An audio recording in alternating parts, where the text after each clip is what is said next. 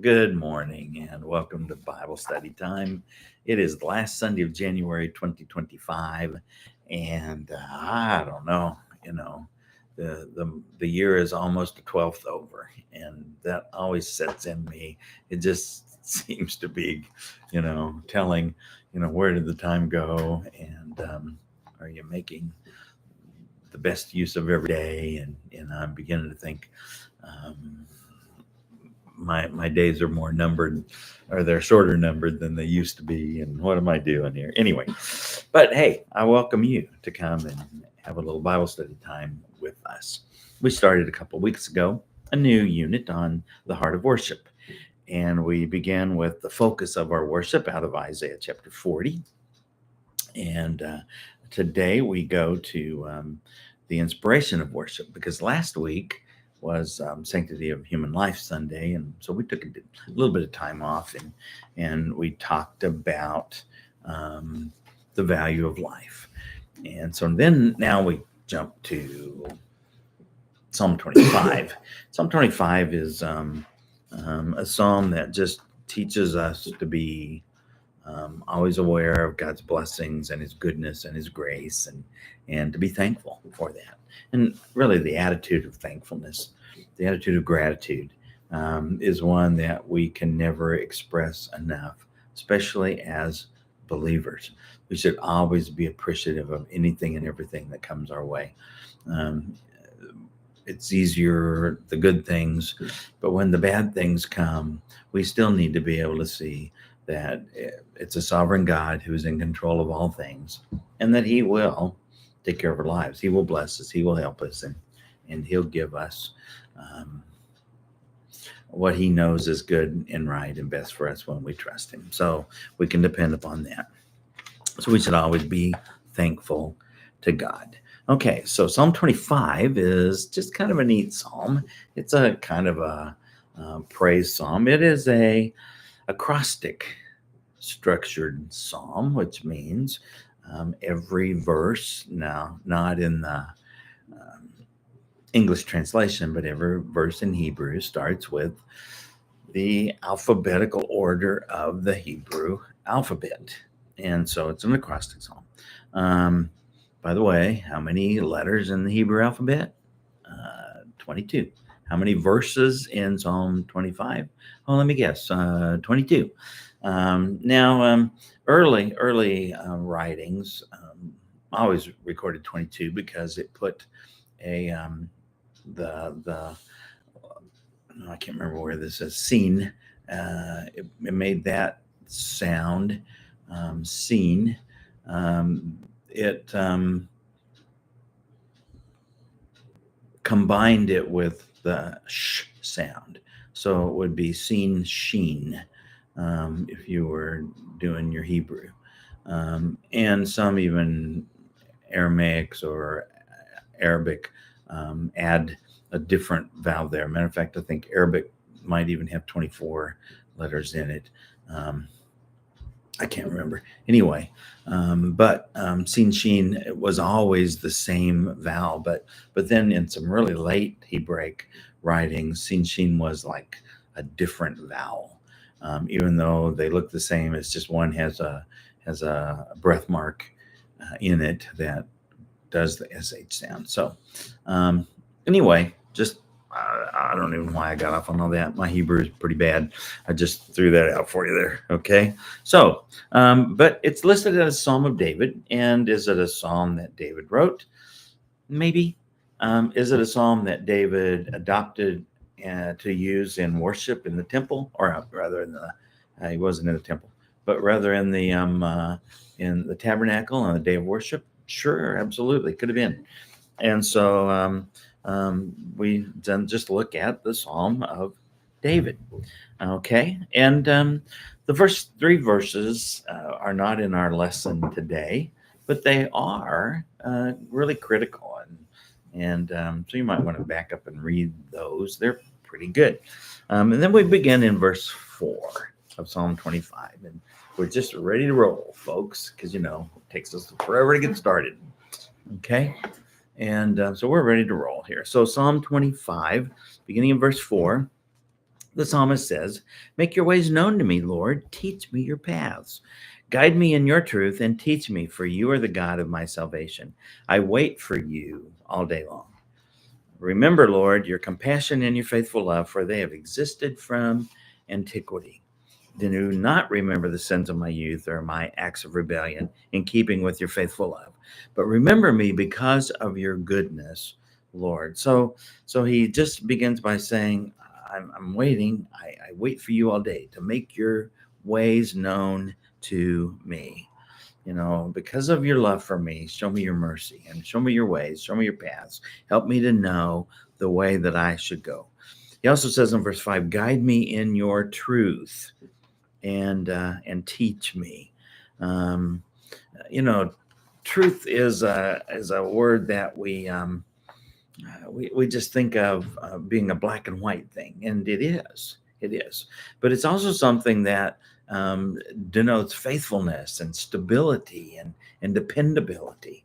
When you receive a lie in some way in your life, it's not dependable, is it? Because lies can go either way. I mean, there's something iffy about lies, and that's why it says in Scripture, "Let your yea be yea, and your nay be nay." In other words, yes is yes, and no is no, and just stick with it and do it. So the psalmist says, "Guide me in your truth and teach me." And he not only wants to know that truth, but he wants to be taught in the right way. And then he talks about, "You're the God of my salvation." Salvation is a comprehensive term that talks about liberty and deliverance and safety and prosperity. And when we are in a salvation relationship with God, that's what we experience, is those kinds of things. Then he says, "I wait for you all the day long." Why would I look for another? Why would I think about anything else? I am waiting and looking for you. And then he talks about remembering. And so his first point of remembrance is, to God. You remember your compassion and your faithful love. They have existed from antiquity. That's just a real reminder that God doesn't need to be reminded, but it is good for us to say, to speak those things out loud so that God knows we know. And so he says, "Remember, Lord, your compassion, your faith, and your love, they've existed." And so he wants him to remember who God is. And of course, how can God not remember who he is? He's God, and he knows who he is. He doesn't have an identity crisis in any way, shape, or form. And so then he uses the word remember to say, do not, it's a negative, do not remember my offenses or my sins, the sin of my youth, my rebellion. The poet, the psalm writer, knows he's failed in the past, and so he wants God to be faithful to the promise that he when we confess them, he's faithful and just to forgive them. When we confess them, he casts them as far as the east is from the west, and remembers them no more. He just wants to know that God is that kind of a God who's going to do that. He is appealing that God will ask or will help him to walk in a way that's pleasing to God. And then he uses the word remember the third time. And he says, keep in tune with your faithful love. It's the same word that he used before. It's the Hebrew word hesed. And I use that a guttural because it's, sometimes we translate that CH. Sometimes it's like a soft GH, but the word hesed is one that, and there again, that's that word vowel marking that's from the letter Hove. Sometimes they add an extra vowel or an extra alphabetical letter in there because of the, sometimes it's a soft H and sometimes it's a guttural H, hard H. And anyway, so there again, you didn't probably care about the alphabet list, but here we go. But he is basically saying that it is that person of God that is that hesed. It his presence, that is all those things that we know that God is. And so he is crying out to mercy, that God will just remember him and be faithful and show mercy to him. Then we read the next verses, verse 8. The Lord is good and upright, therefore he shows sinners the way. He leads the humble in what is right and teaches them his way. All the Lord's ways show faithful love and truth. There's that word again, faithful love, that hesed, and truth to those who keep his covenant and decrees. Lord, for the sake of your name, forgive my iniquity, for it is immense. I think I can sum up this passage pretty quick and easy. And what a theologian said about this. He said, in who God is, he is inflexible. He just is rigid. He doesn't change. He's always who he is. But what the psalmist is saying here is, God, even in your inflexibility, be flexible enough to reach down and draw me to where you are. That you are good, you upright, you are the one who shows sinners the way. In other words, you are the one who can reach down in your inflexibility and become flexible enough to pull us up to where you are when we'll put our trust in you. Isn't that good? Don't you appreciate that? While we're sinners, our sin humbles us, especially when we see who we are in light of a true and righteous and holy God. It does humble us. And so he flexes enough to reach down to help us get straight. And what a great blessing that is. It's because of his truth. It's because of his faithful love. It's because of that hesed. It's because of his mercy. It's because of his goodness, his grace. It's because he will call us to follow his decrees. God doesn't, he's not going to become like us. He will not flex that far, but he does flex enough to help us to become like him. And so, what a great passage that is there. And then the last 4 verses 12 through 15 say, who is this person who fears the Lord? He will show him the way he should choose. He will live a good life, and his descendants will inherit the land. The secret counsel of the Lord is for those who fear him, and he reveals his covenant to them. My eyes are always on the Lord, for he will pull my feet out of the net. The last verse in Psalm 25 that we looked at, let me go back to the right spot here. Here it is. Verse 11. The psalmist has been talking about kind of personal terms of God, kind of a first person Yahweh or the Lord. And then in verse 11, he shifts to, for the sake of your name, forgive my iniquity. Now he shifts to personal him, in verse 11. He talks about his own self. He gets, not just personally generic and directing and who God is, but now he comes down to him. And then he kind of shifts into even a different person when he goes to verses 12 and following. He says, who is this person who fears the Lord? And now it's not, it's not you, it's not me, it's they, so to speak, is that he goes to. He's one who will give a good life, and his descendants will inherit the land. God will take care of those people. He will bless them. And those who fear him, he will give them secret counsel. He will reveal his covenant to them.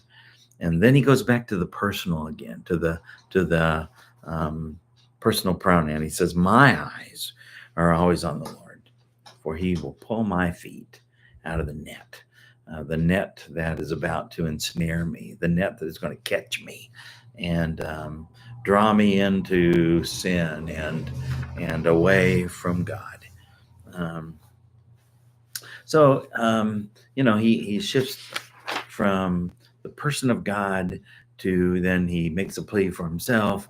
Then he shifts to even talking about those who are lost and makes kind of a plea for them. And then he shifts back, to God and who God is, and then to himself. So, in that narrative there, in this poem, this praise, worship, song, however we want to see it, he doesn't just talk about himself. He's pretty reserved in how he talks about himself sometimes, but he talks about what he knows about God and what he knows about others like him who are sinners, and what he knows that God can do in order to make their lives whole and complete. So the title of this again was The Inspiration of Worship. And the inspiration of worship is that when we really know who God is, we will worship him. I believe the change that happens in your life when you begin to put your faith and trust in Jesus is that you go from being a person who doesn't even think about the things of God to being someone who begins to start thinking about God's presence and God's ways in everything. So it's a matter of worship from the time you awaken to the time you go to bed at night. Becomes this matter of being a worshiper, or being one who is aware and is willing to acknowledge the presence of God in your life. And so that's what the psalmist is saying here in this worship song, is that you are my reason that I worship. I went from living for myself to now I live within the understanding that you're with me and that you're watching over me and you're helping me and you're guiding me. And that's a change. That's a transformation that takes place within us. Romans, I believe it's 5 verse 10, where it talks about, that you don't want to be an enemy with God. Paul said in verse 8, he said about, now I just lost it. He talked about God demonstrated his love for us, and that while we were still sinners, Christ died for us. And then he says, basically he spells out the fact that so if you are in Christ, then now you are his friend. But if you are not in Christ, then you are still his enemy. Years ago, there was an older man here in the church, and he said he believed in God. He was not overly active, but his wife was was pretty good believer, I would say, and she was always active and always doing things. And he would come to church, and